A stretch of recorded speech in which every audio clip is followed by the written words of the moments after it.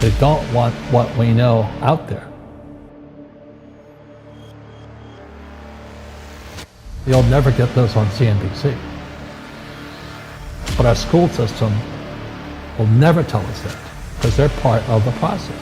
Fake money, fake teachers, fake assets. I know the game of the rich. My rich dad taught me. You know it because you're the banker. The bankers and the rich play is different than what they teach you in school.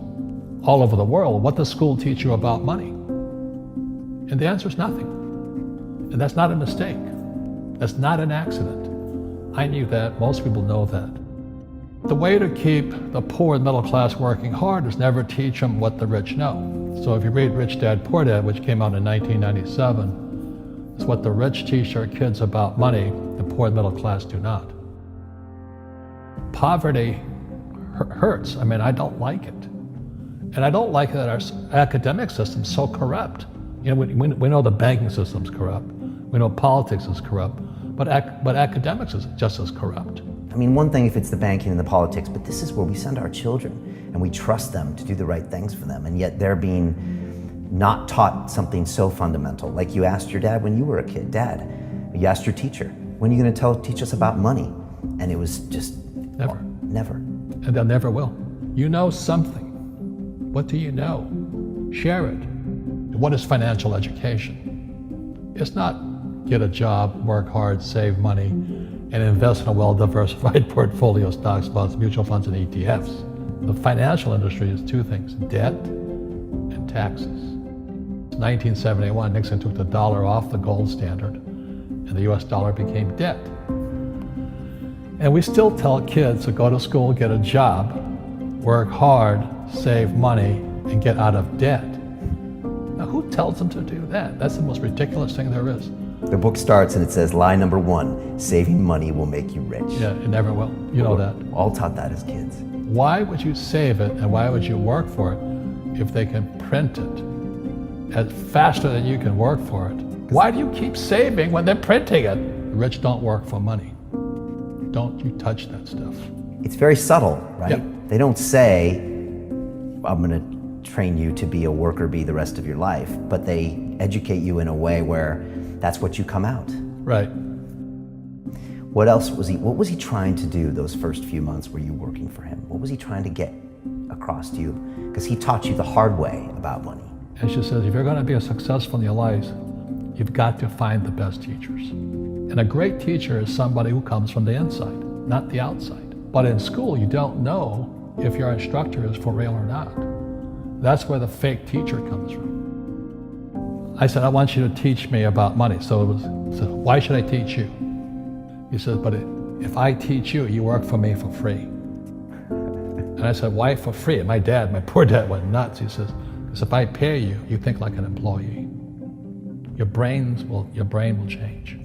If you learn never to work for money, you'll be a rich man. And this is powerful. Once you give someone a paycheck, their brain turns off. Correct. Because it's... And then the promise of a pension. Right. And job security. Which is kind of a paycheck in disguise. Correct. After you stop working. Give the man a fish, eats for the day, teach him to fish, eats for a lifetime.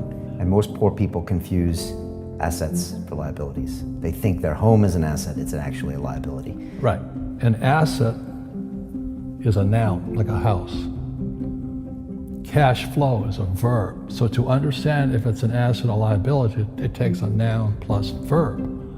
So if the cash is flowing out of your pocket, it's a liability.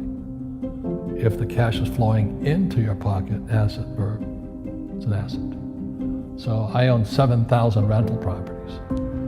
Those are assets. Every month, the cash flows in.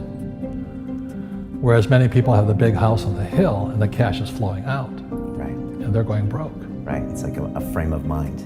The other thing the poor don't understand is the number one expense for most people is taxes. And yet we don't even see it. Isn't that weird? You walk around and you look at the paycheck and say, that doesn't seem right, and you don't realize that the government's got a huge hand in your pocket and you are doing nothing to minimize that. Again, this is what's very different about the rich and the poor. The rich don't work for money. His number one expense is tax. See, there's three kinds of income: earned, portfolio, passive. So earned income is if I get a job, that's earned income. If I'm a doctor or a programmer, that's earned income because I'm working for it. If I buy, let's say, Apple for $10 and I sell it for 20, that's portfolio income, capital gains. Yeah. But passive income, which is cash flow, is never taxed. And so these guys are screaming right now in America, tax the rich. I said, good luck. Because most of the guys complaining, they don't know there's three kinds of income. And the rich don't have jobs anyway. They have assets. And so the average schmo out there, poor guy, sent the kid to school. They don't learn this. You see, very few people will buy what I do, make $1 million and pay zero tax. And my rich dad taught me that playing Monopoly. That's how it started. 4 greenhouses, 1 red hotel. Or the McDonald's formula. I write about it here. McDonald's, Ray Kroc. Yeah. McDonald's is in the real estate business. So they sell hamburgers, but they buy real estate, so they pay no taxes. This guy Bezos, he's $16 billion.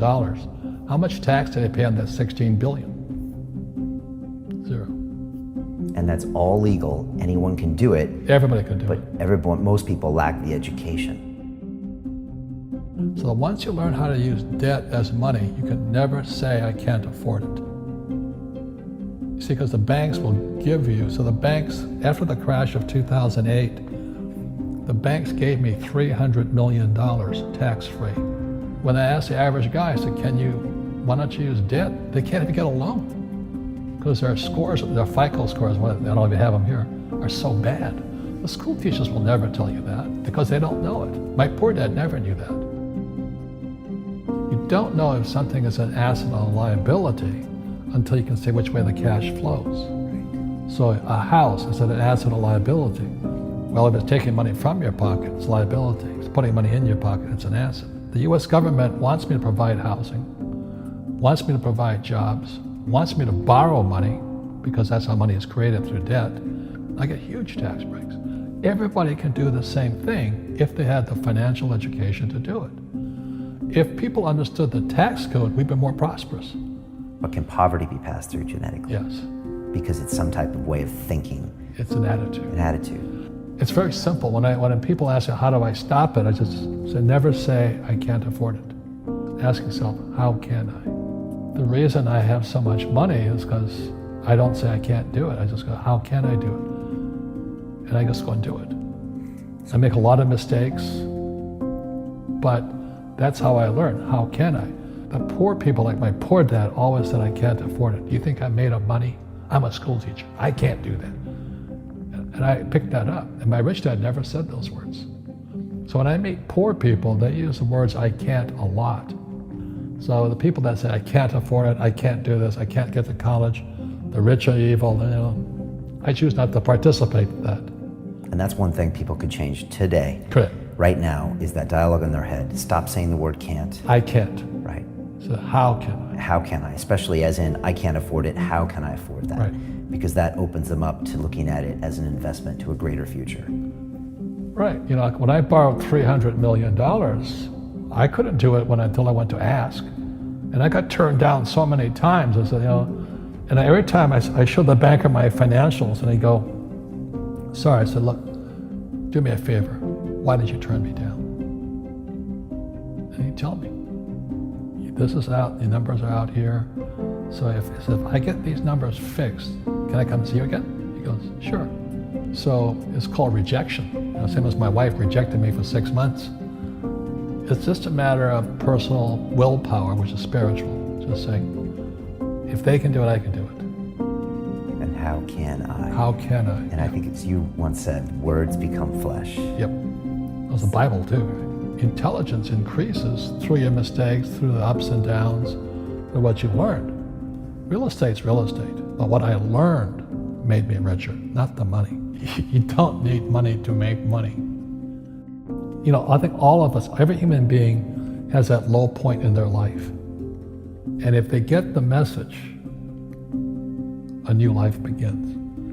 If they don't get the message, they keep going down. The richer I got was because I didn't need any money.